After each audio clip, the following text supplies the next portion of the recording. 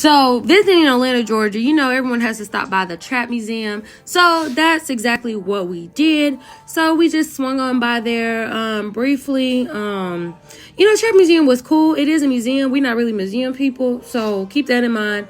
It is a small space, so also keep that in mind.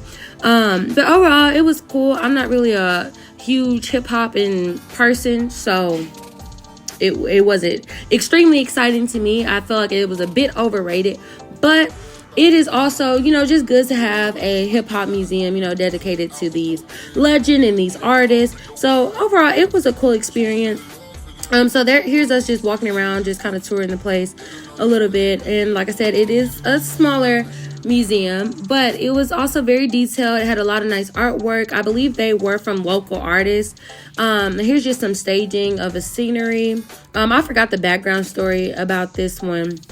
But it says it throughout the museum. It's definitely still worth the trip just to say you went and you've been and you saw as well. And during the back of the museum, once you get to the end of the exhibits, there is a bar area where people were kind of just hanging out and just socializing, taking pictures and that type of thing. It is a good photo op place. So it worth people kind of, dressed up, kind of, looking good, looking cute, just to take pictures there. I kind of just came as I was.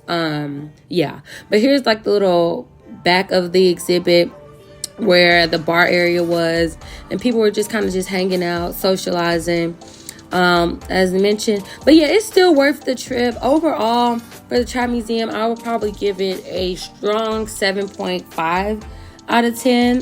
Like I said, you'll be taking a lot of pictures, pretty much just sightseeing. Going through the whole exhibit took no more than 15 minutes, and that's just stopping for photos.